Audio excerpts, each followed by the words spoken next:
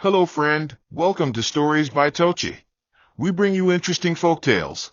Please don't forget to hit the like button, please share, and don't forget to subscribe to my YouTube channel. Thank you for doing so. Now let's get into the story. The morning sun crept in through the blinds, casting faint yellow lines across the quiet bedroom where Neoma sat on the edge of the bed, slipping on her flat shoes. The fan rotated slowly above her, humming a lazy tune that didn't match the weight pressing on her chest. She didn't look at the man sleeping behind her, curled on his side, snoring faintly, one leg tangled in the bedsheet. There had been a time when she would lie beside him, watching his chest rise and fall, feeling lucky to call him hers. That time had passed. Now, the silence between them was louder than any argument. She adjusted her scarf in the mirror, noting the lines forming under her eyes, the tiredness in her expression. Behind her, the closet door creaked slightly. She'd stopped bothering to oil the hinges. Little things like that had become symbols of how their life was falling apart slowly, not with noise, but with neglect. Downstairs, she moved through the small living room, picking up school bags, tying shoelaces, and stuffing lunchboxes with bread and eggs. The kids chattered around her, oblivious to the tension that filled the air like smoke. She smiled at them anyway, answering questions with warmth she had to summon from somewhere deep inside. Josh was still upstairs when she opened the gate and stepped outside with the children. She waited briefly, hoping he'd at least come out and wave. Nothing. The engine of her old Toyota Corolla coughed before coming alive, and she whispered a quiet prayer before pulling out. At the traffic light, she leaned her head against the window, staring at the Okada riders weaving through traffic. Her phone buzzed, an alert for the school fee deadline. She sighed. The third one this month. She would sort it just like she always did. The weight of keeping the home afloat had long fallen on her shoulders. She never imagined marriage would feel like dragging a dead branch uphill every day, but here she was, still climbing. That evening, she returned to find Josh in the parlor, watching something on his phone with his feet on the center table. The house smelled faintly of leftover stew, untouched on the stove since yesterday. He looked up briefly, nodded, and returned to his screen. No questions about her day. No mention of the children. Just a man in his own world, in his own silence. Neoma went upstairs without a word, her hands aching from holding too much all day. In their room, she removed her wig and dropped it on the dresser, then sat on the edge of the bed again, same place, same posture as that morning. She reached under her pillow and pulled out a notebook, not for journaling, but to list the things they needed: soap, kerosene, painkillers for her persistent backache. She paused, pen hovering, then added one more item: peace. It felt childish, writing that. But what else could she do? Talking hadn't helped. Crying hadn't moved him. She was beginning to accept that something in Josh had shifted for good. And maybe something inside her had too. The barber shop on Neodale Street was where Josh often escaped to when he needed to feel seen. Not because he cared that much about his haircuts. Most times he didn't even need one. But because the shop was filled with noise, laughter, and younger men who still admired him. They listened when he spoke about business or women, laughed hard at his jokes, and called him chairman with a kind of respect he hadn't felt at home in years. There, he could pretend his life still made sense. He could stretch the truth about his financial situation, pretend he was still in control, and reminisce about the good old days when everything was easy. He didn't mention that he now relied on Neoma for fuel money, or that he had sold his third car months ago. No one in that barber shop needed to know how far he had fallen. And when a light-skinned girl named Tina passed by the open door and winked at him, Josh smiled back, feeling a flicker of the man he used to be. Tina had once been one of his favorite distractions, curvy, loud, and always available. She didn't ask too many questions, and her place had air conditioning. Josh liked the way she giggled at anything he said, the way she touched his arm and called him baby like she meant it. Back then, when business was booming, he saw her twice a week. There were others, too, women whose names he barely remembered, women who knew he was married but didn't care. He had a way with words, a kind of charm that made excuses sound like truth. When Neoma found out about Tina the first time, she had cried for hours, then locked herself in the room with her Bible. Josh didn't stop. He slowed down briefly, gave gifts, and mumbled apologies, but once the tension eased, he resumed. The thrill was addictive, and he always believed he could talk his way out of trouble. Marriage, to him, was a base camp, a place he could always return to, no matter how far he wandered. But things had changed lately. The money wasn't flowing like before. Tina stopped picking his calls for weeks until he sent her airtime. Another side chick had asked for rent, and he blocked her out of frustration. His phone buzzed less often. The admiration in the barber shop no longer felt satisfying. Even the clothes he wore didn't fit right anymore, shirts hanging loosely on a body slowly worn down by stress. Still, he clung to the habits that once made him feel powerful. It was that desperation for validation that led him back to Tina that Friday night, after a long day of pretending everything was fine. She had called him with a teasing voice, said she missed him. That was all it took.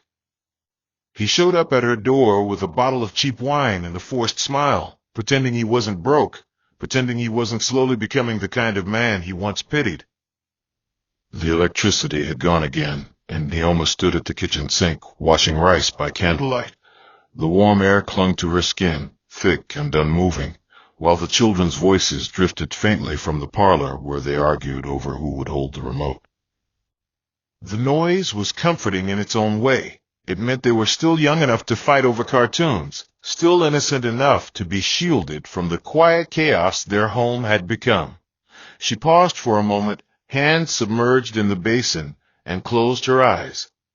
Her back ached from the long hours at the pharmacy, standing behind the counter, smiling at customers, pretending she wasn't thinking about all the bills piling up at home. She hadn't replaced her broken phone screen. She hadn't bought herself anything new in over a year. Yet every month, school fees were paid, the generator was serviced, and Josh's wallet never stayed empty for long. She bore it all, quietly, even when it chipped at her spirit one day at a time. Earlier that week, she had received a call from her younger sister, Ifinanya, who lived in Enugu. They hadn't spoken in months. Ifinanya had asked gently how she was doing, and Neoma had lied. She said she was fine. She didn't tell her about the strange women who still called Josh's phone late at night. She didn't say how many times she'd gone to bed hungry after making sure the children ate. She didn't mention the moment last month when she sat on the toilet lid in the dark and wept because she didn't have N5,000 to buy antibiotics for her son's ear infection, and Josh hadn't answered his phone. What would be the point? Ifinanya would panic. She would remind her, again, that she deserved better. But Neoma had stopped believing in the idea of better. She wasn't even sure what that looked like anymore. This was the life she chose, or at least the one she stayed in. She told herself it was for the children, but the truth was messier than that. It was also about fear, about shame, about not knowing who she would be if she finally let go. That night, after the children had eaten and gone to bed, Neoma sat alone on the veranda, her wrapper tied loosely around her chest, her feet bare against the cement floor. The neighborhood dogs barked in the distance, and somewhere nearby a generator coughed to life. She stared into the darkness, her mind heavy with thoughts she didn't know how to say aloud. The idea had been growing quietly, like a seed taking root. What if she just left? What if she packed the children and disappeared for a while, went to her aunt's house in Asaba, started over? But every time the thought came, something in her resisted. This was still her home. And even now, some stubborn part of her hoped that Josh would change, that he would remember who he used to be before pride and lust and ego consumed him. But tonight, that hope felt small, and for the first time in a long time, she didn't cry.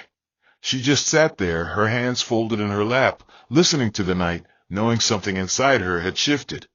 Not broken. Shifted. Rain had started to fall in soft, uncertain drops just as dusk gave way to night. Neoma stood by the window, watching the water streak down the dusty glass. The curtains swayed gently in the breeze, and the air inside the room felt heavier than usual. She had called Josh twice that evening, first to ask if he was on his way, then just to check if he had eaten, but both calls went unanswered.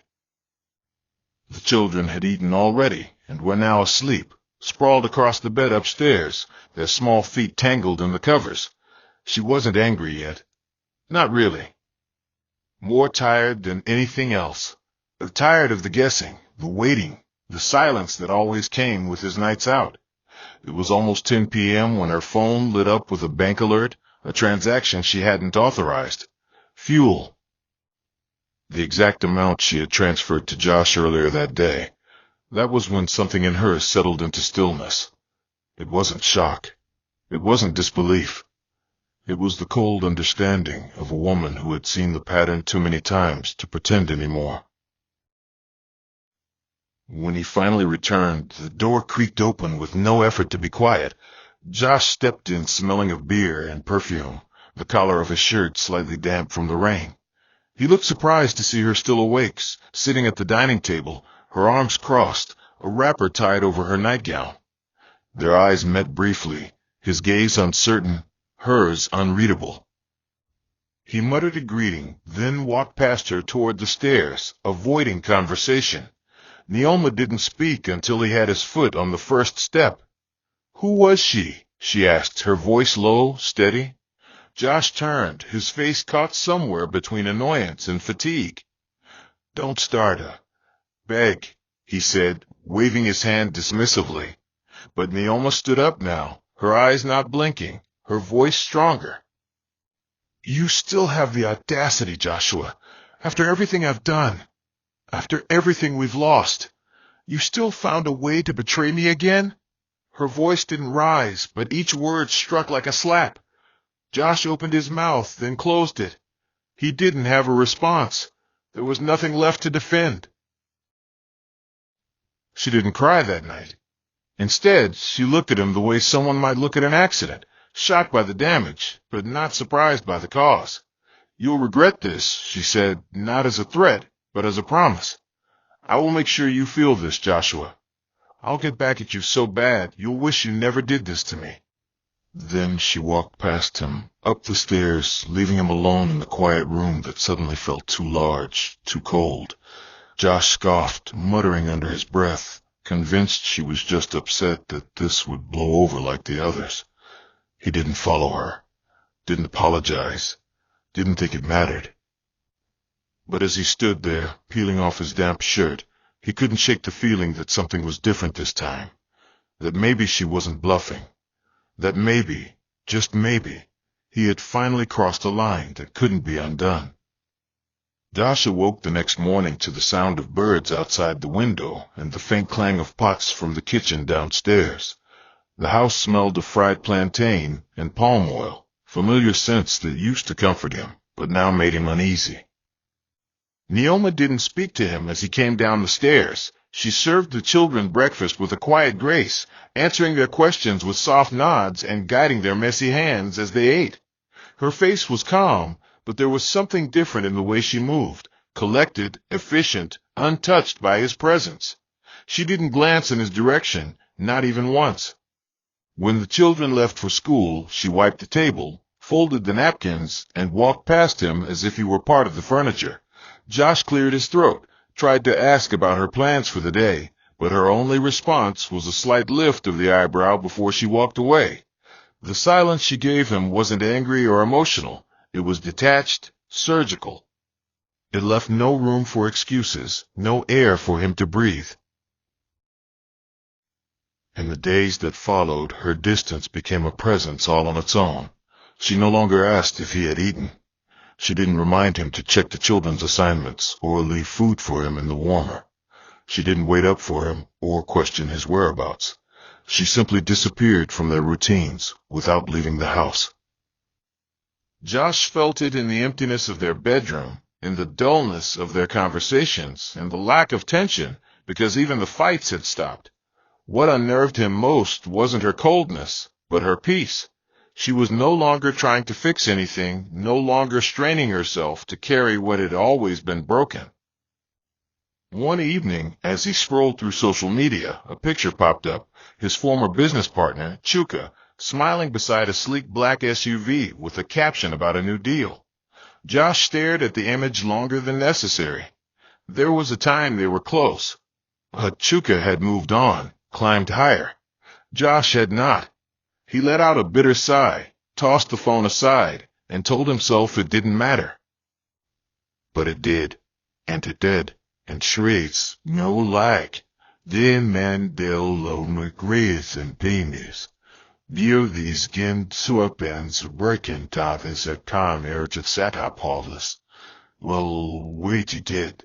Mending in cured, and feel of these feathers inclosable was there. Will aside visas and never to talk. The shift came subtly, in whispers and hints. He overheard his youngest son mention Uncle Chuka while talking about who picked him up from school one afternoon. The boy had said it with the kind of ease that suggested familiarity. Josh froze. The name tasted sour in his mouth. He hadn't seen or spoken to Chuka in over a year, not since they parted ways after a business fallout. He remembered how Chuka once looked at Neoma during one of their housewarming parties, the kind of look that stayed too long. At the time, he dismissed it. But now, it returned with a sharp clarity. That night, he tried to watch a movie, tried to distract himself, but the restlessness only grew. Was it possible? Could she really? No. He shook his head and forced a laugh. She wouldn't dare. Not her. Not with Chuka. But then again, he remembered her words that night, low, steady, and unforgettable. I'll get back at you so bad. For the first time in a long while, Josh felt fear curling at the edges of his confidence. And it wasn't about losing her. It was about what she might already have taken.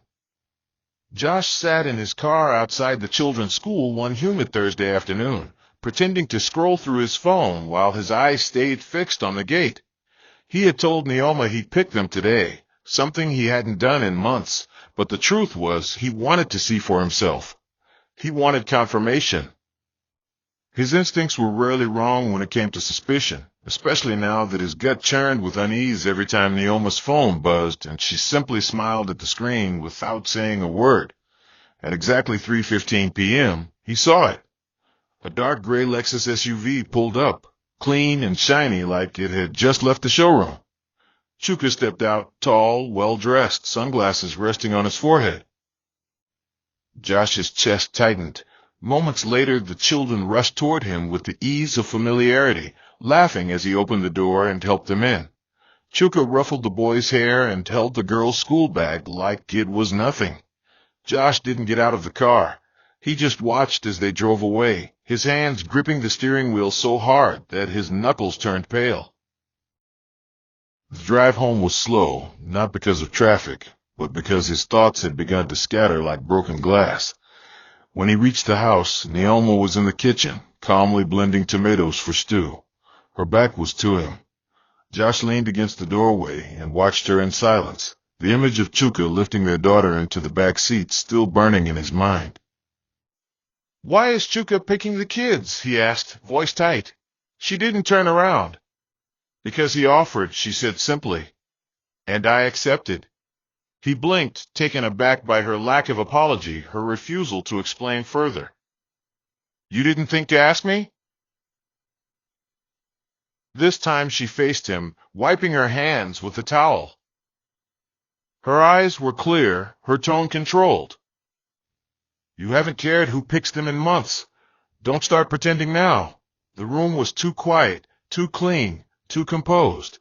Josh wanted to shout, to accuse, to demand answers. But he couldn't. Not yet. Not without proof. Not with that terrifying calm still wrapped around her like a second skin. The message came later that night. Josh was seated alone on the edge of the bed, his phone in his hand, trying to distract himself with a sports blog when a notification slid across the top of the screen. It was from Chuka. Just one line next time. Appreciate the woman who covered your shame. Josh stared at it for nearly a full minute before the weight of it sank in. His mind flashed through every moment, Neoma's silence, her steadiness, her sudden glow, her newfound peace. Everything began to make sense in a way he hadn't been ready for. He didn't reply. He didn't storm into the next room to confront her. He just sat there, phone still in hand, breath coming in slow, shallow pulls. For the first time, it wasn't anger he felt. It was a piercing kind of humiliation, a sharp, undeniable sting that came from knowing he had been outplayed in the very game he had created. And the worst part? He didn't even see it coming. The rain had returned that evening, drumming lightly against the zinc roof and casting soft rhythms through the house. Josh sat in the parlor, unmoving, his eyes fixed on the blank television screen. He hadn't turned it on all day. His thoughts were louder than any film could be. He could hear Neoma's footsteps upstairs, the occasional clink of hangers as she arranged laundry in the wardrobe. Everything felt normal, yet nothing was. The message from Chuka had carved a wound in him he didn't know how to nurse. He had always believed he was untouchable in this marriage. No matter what he did, Neoma would forgive, stay, continue to endure. But now, knowing that she had crossed a line he never imagined she'd dare approach, he felt small, fragile. The confidence he once wore like cologne had vanished. He kept replaying that sentence, appreciate the woman who covered your shame. What exactly had she shared with Chuka? How deep had it gone? And worst of all, why did it hurt this much? He didn't call her. He didn't demand an explanation. But that night, as she came down to switch off the lights before bed, their eyes met across the room. There was no fear in her gaze, no guilt, just a steady, almost resigned look. And before he could open his mouth to speak, she walked over and sat down across from him. "You want to know if it's true?" she asked quietly. He nodded, unable to speak. She folded her hands in her lap and let out a breath that sounded like it had been sitting in her chest for years. "Yes," she said. "It's true. I slept with Chuka." Josh flinched like someone had slapped him. The words hit with more force than he was prepared for, not because he hadn't suspected, but because she said them with such calm. No apology, no anger. Just honesty. "It wasn't a mistake," she added, her voice even. "It wasn't an accident. I knew what I was doing." Josh's throat dried up. He stared at her, this woman he thought he had figured out, and realized he didn't recognize her anymore. Not this version. "I didn't do it to punish you," she said after a pause.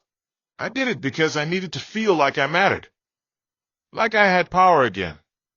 After all the nights you walked in smelling like someone else's perfume, after all the times I paid for things you didn't bother to notice, I needed to stop waiting for your apology." Her hands trembled slightly as she spoke, but her face remained composed. "You broke something in me, Josh, over and over. And the worst part was, I let you. I made excuses for you. I covered your shame with my silence, my money, my loyalty. But I couldn't keep doing it. Not anymore." Josh leaned back slowly, the weight of her words sinking like stones in his chest. There was nothing left to say. No comeback. No defense. She had done what he never thought she would. She had taken back her power, not by shouting or slamming doors, but by acting in a way he never expected. And now he would have to live with the same betrayal he once made her swallow, again and again. Days bled into one another, each one thick with silence and unspoken tension. Josh no longer slept peacefully. Nights stretched long and restless, haunted by the image of Neoma's calm confession. He would lie awake, staring at the ceiling, listening to the distant hum of generators and the occasional hiss of tires on wet roads. Every corner of the house reminded him of the version of her he had ignored, her folded wrappers at the edge of the wardrobe, the half-used bottle of shea butter on the dresser, the little sticky notes she used to leave on the fridge with grocery reminders. Only now, in the stillness she left behind, did he see the weight of her presence. But she wasn't gone.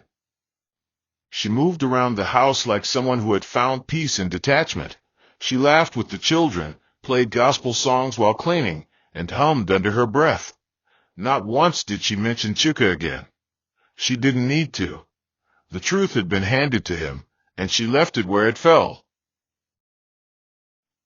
Josh tried to regain some control. He offered to run errands, tried fixing the leaking tap in the kitchen, even brought home takeout one night, something he hadn't done in years. But Neoma only offered polite smiles. She thanked him, nodded when he spoke, but never invited conversation. Her politeness was colder than anger. It told him she had moved beyond needing anything from him. And his attempts felt forced, almost childish, like a student trying to redo an assignment after the exam had already been marked. He sought sympathy in friends, but their responses surprised him. One of his closest boys said, "Guy, you're lucky she no just leave." Another laughed and asked, "So how he dey feel?" "She just dey show you small of wedding you been dey do." Even his sister, whom he expected to take his side, quietly asked, "But didn't you hurt her first?" Each conversation left him emptier than the last. He wasn't just alone. He was exposed, like someone who had been laughing loudest until the joke turned on him. The children noticed the shift too. One afternoon, his daughter asked him, "Daddy, why don't you and Mummy talk anymore?" He had no answer. How could he explain to an 8-year-old that her father had built a house on betrayal and was now choking on its dust? Meanwhile, Neoma seemed to shine in quiet ways. She started wearing her hair differently, braided neatly and swept to the side. She dressed with a care she hadn't shown in years, not flashy, but deliberate. There was a glow in her cheeks again, the kind that comes not from love, but from survival. And Josh watched it all with a sick, hollow feeling. He had wanted control, freedom, admiration. But now he sat with regret, bitter and constant, living in a house that no longer felt like his. He thought about the past, about all the moments he could have chosen her and didn't. Now he was just a spectator in the life of the woman he once took for granted, watching her heal, watching her rise, while he learned what it truly meant to lose. The harmattan breeze arrived early that year, dry and sharp, curling under the doors and leaving fine dust on every surface. Josh spent more time at home now, not because he wanted to, but because he no longer had anywhere else to go. The barbershop boys had stopped calling. Tina had moved on. The few friends who once praised him now offered awkward greetings and quick excuses. His world had shrunk, not from punishment, but consequence. Each morning he watched Neoma prepare for work in quiet confidence. She no longer rushed or stumbled. Her movements were smooth, her routines tight. The woman who once bent under the weight of their life had straightened her spine. One Saturday morning he tried to engage her, asking about the bills, the kids' PTA meeting. She answered calmly, then returned to folding laundry without looking up. There was no warmth in her voice, but no anger either. Just a line he could no longer cross. A week later, she told him she needed space. Not with tears or dramatic ultimatums, but with quiet resolve. "I'll be staying with my aunt for a while," she said, zipping up a medium-sized suitcase. "It's just something I need to do for myself." Josh stood at the door, arms folded, watching her tuck the children's clothes into a smaller bag. "Are you taking them with you?" he asked. She nodded. "Yes, they need air. Change. Peace." He opened his mouth to argue, but the words died in his throat. He knew better now. She wasn't asking. She was informing. That afternoon, he stood by the gate and watched the car pull away, the children waving from the back seat, Neoma in the front, her face turned toward the road.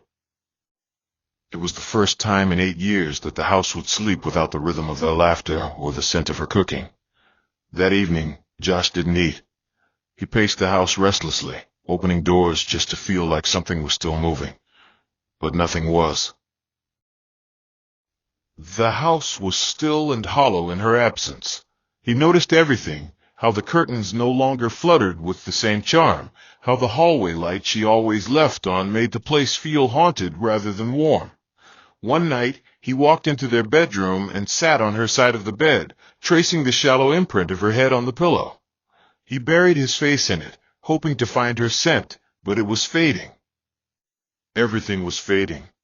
The calls he tried to make went unanswered. She wasn't being cruel. She was just done. He began to understand that silence wasn't always emptiness. Sometimes it was a declaration, a refusal to return to what once broke you. He sat on the edge of the bed, hands in his lap, not angry anymore, not bitter, just still. Because for the first time in his life, he truly saw the woman he had taken for granted, and he also saw the cost of her freedom. It wasn't just her leaving, it was her choosing not to come back. Weeks turned into months, and the house adjusted to its new rhythm, quiet, predictable, bare. Josh still woke up at the same time each morning, out of habit more than purpose. He swept the compound himself now, washed his own clothes, and learned to cook rice without burning it. No one asked him how his day went. There were no little voices asking for bedtime stories, no clatter of plates as dinner was served. The walls echoed differently. He had taken to journaling in a small notebook Neoma once used for market lists, jotting thoughts that never made sense aloud. Regret was no longer a sharp sting. It had settled into something dull and constant, like a limp he had to carry everywhere. He heard from the children occasionally through video calls. They were thriving, clear-eyed, chatty, safe. Neoma never stayed long on the calls. She was always polite, never unkind, but distant, like someone who'd learned how to guard what she once gave freely. One afternoon, Josh passed by a roadside shop and saw her. She stood under the shade of a mango tree, buying fruits, laughing softly with an old woman who balanced a basin on her head.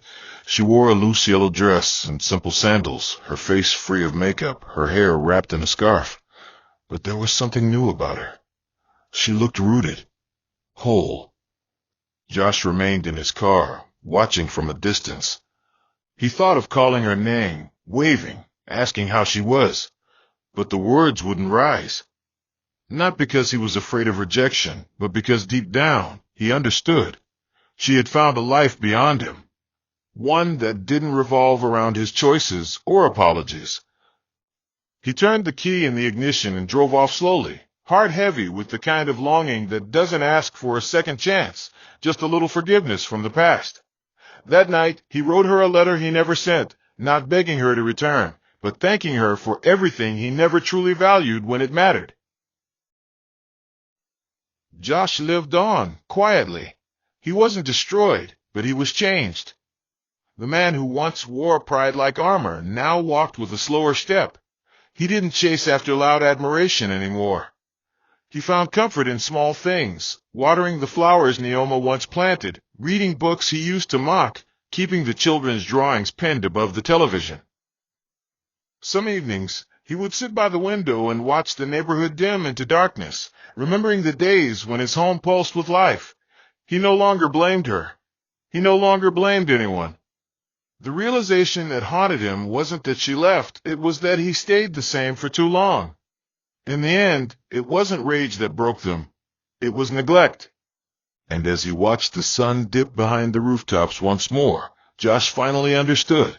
The loudest heartbreak isn't always the one that ends in shouting. Sometimes it's the one where someone quietly gathers their worth and walks away without looking back. Hope you enjoyed this interesting story. Please don't forget to like, share, and subscribe to my channel. See you again in my next story.